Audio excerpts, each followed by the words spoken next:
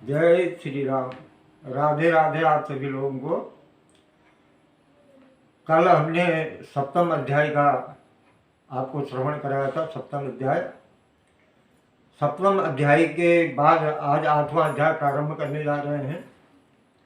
श्री पुरुषोत्तम महात्मा का ये आठवें अध्याय में, इसको आप ध्यानपूर्वक सुनिए, क्योंकि इसमें जो है द्रौपदी के पिछले जन्म की आपको कथा श्रवण होगी। कथा सुनेंगे आप द्रौपदी के पिछले जन्म की। तो सूत जी महाराज 28,000 ऋषियों को ये महात्मा सुना रहे हैं। इधर भगवान श्री विष्णु नारद जी को सुना रहे हैं, और उधर जो है हमने आपको तीसरे अध्याय में बताया था कि भगवान श्री कृष्ण काम्याक वन में गए पांचों पांडवों के वनवास के समय, उनको ये महात्मा सुना रहे हैं। तो 3 और 4 लोग जो है इस महात्मा को सुना रहे हैं। अब सूत जी महाराज कह रहे हैं कि हे तपोधन, विष्णु और श्री कृष्ण का संवाद सुन करके नारद जी ने फिर प्रश्न किया भगवान विष्णु से कि हे प्रभु, लक्ष्मीपति के वैकुंठ के गमन के पश्चात क्या हुआ। मतलब भगवान विष्णु जो है वह अधिक मास जो था, जो पुरुषोत्तम मास जो थे, उनको लेकर के अपने वैकुंठ का धाम चले आए थे। 7वें अध्याय में हमने श्रवण किया था। तो अब भगवान जो है उसको लेकर के वैकुंठ धाम आए, और उसको वैकुंठ धाम में ही निवास दे दिया भगवान विष्णु ने पुरुषोत्तम मास को, और सब मासों का अधिपति बना दिया उसको, सारे मासों का स्वामी बना दिया। उसके पश्चात भगवान कह रहे हैं नारद जी से, हे मुने, भक्त वत्सल भगवान युधिष्ठिर और द्रौपदी की ओर देखते हुए श्री कृष्ण अर्जुन से कहने लगे। अब इधर भगवान श्री कृष्ण अर्जुन को बता रहे हैं, पांचों पांडवों को ये बता रहे हैं ये महात्मा। हमने तीसरे अध्याय में आपको बताया था, उसको श्रवण करें। तो भगवान श्री कृष्ण कह रहे हैं पांडवों से, अर्जुन से कह रहे हैं कि हे राज शार्दूल, मुझे पता है कि आप लोगों ने वन में आकर बहुत कष्ट सहे हैं। आपको जो है दुर्योधन और शकुनी के कारण जो है वन में आना पड़ा। वृंदावन श्री कृष्ण का प्रिय पुरुषोत्तम मास आदर नहीं पा सका आपके वन आने के कारण, क्योंकि वन में आप जो है आकर के पुरुषोत्तम मास को भूल गए। आपके वन में आने के पश्चात पुरुषोत्तम मास बीच में पड़ा था, आपने उसका ध्यान नहीं किया आप लोगों ने, पांचों पांडवों से बोल कह रहे हैं। तो अब मैं आप लोगों के दुखों के दूसरे कारण को बताता हूँ, कह रहे हैं भगवान श्री कृष्ण।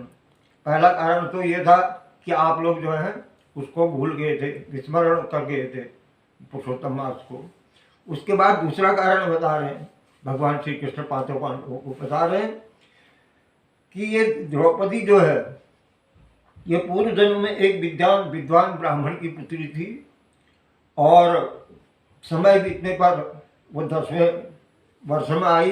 उसके नेत्र बहुत सुंदर हो गए, रूप निखर गया। वह चतुर्गुणी सुंदरी थी, पिता की बहुत अधिक प्यारी थी, पिता उसको बहुत अधिक प्रेम करते थे। ब्राह्मण की पुत्री, ये द्रौपदी के पिछले जन्म की कथा बता रहे हैं, कहानी बता रहे हैं भगवान श्री कृष्ण।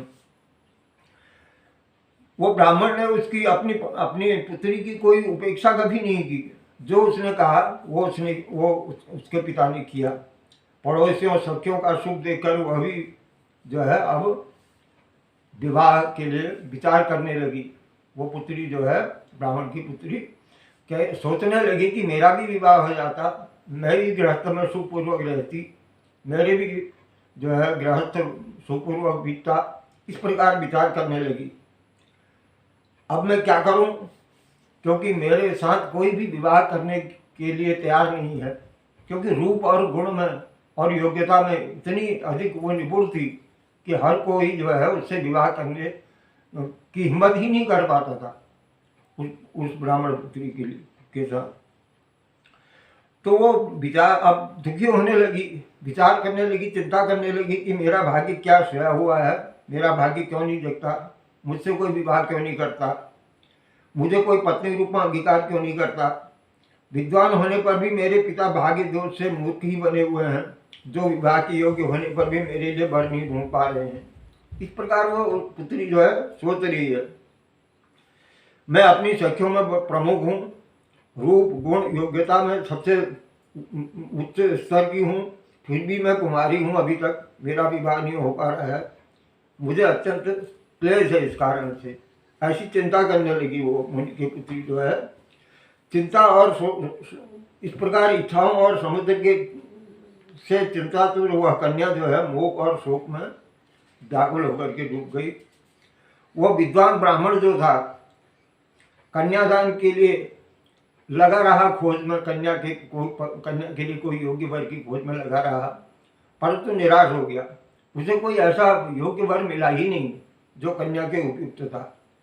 तो कन्या के दुर्भाग्य से उसके संकल्प का पिंजरा टूट गया और भाग्य के कारण एक दिन जो है उसको, उसके पिता को, वो जो ब्राह्मण था उसको बहुत तेज तीव्र ज्वर हो गया। ज्वर के कारण विकल हो गया वो और दारुण ज्वर से ग्रसित होकर के एक दिन उसके जो है प्राण पक्षी उड़ गए। वो ब्राह्मण जो है मृत्यु को प्राप्त हो गया।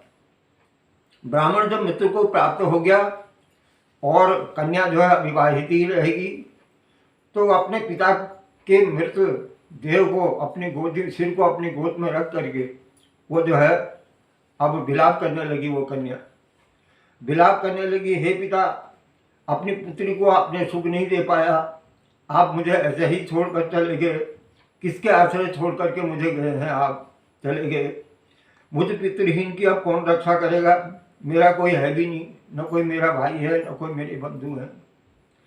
इस प्रकार कोई कुटुंबी भी मेरे साथ नहीं है, मेरी तपस्विनी माता भी पहले ही चल बसी थी, इसलिए अब मेरा कोई नहीं है। अब मेरे भोजन की व्यवस्था कौन करेगा, मेरे वस्त्रों की चिंता कौन करेगा। हे पुत्रों को प्यार करने वाले पिता, तुम मेरे विवाह किए हुए मुझे छोड़कर, बिना विवाह किए मुझे छोड़कर कहाँ चले गए। इस प्रकार वो कन्या विलाप करने लगी। तुम आप, हे पिता, आप लौट करके आ जाओ, मत जाओ। इस प्रकार जो है अश्रु बहाती हुई वो ब्राह्मण बालिका जो है बार बार रुदन करती रही। उसका ऐसा करुण रुदन और जोर जोर से रोने के कारण जो है उस वन में निवास करने वाले जो अन्य ब्राह्मण लोग थे, अन्य जो कुटुंबी लोग थे, पार पड़ोस के लोग थे,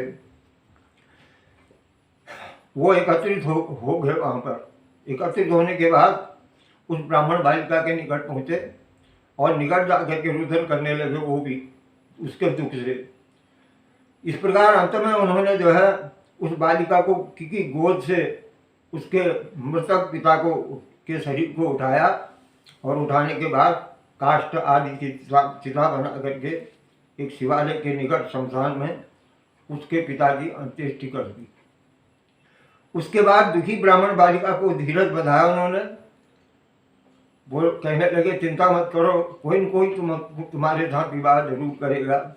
ऐसा आश्वासन दे करके सब अपने अपने निवास स्थानों को लौट गए। बालिका ने सभी और दैहिक विधान जो है, जो भी क्रियाकर्म आदि का विधान होता है, वो अपने पिता को का किया उसने। और उसी वन में जो है अपने पिता के विछोड़ से, अपने पिता के वियोग से दुखी रहने लगी, बहुत दुखी रहने लगी। इस प्रकार बृहद नारदी पुरुषोत्तम मास का ये 8वां पुष्प जो है भगवान श्री कृष्ण को, भगवान पुरुषोत्तम को समर्पित है। जय श्री राम, राधे राधे।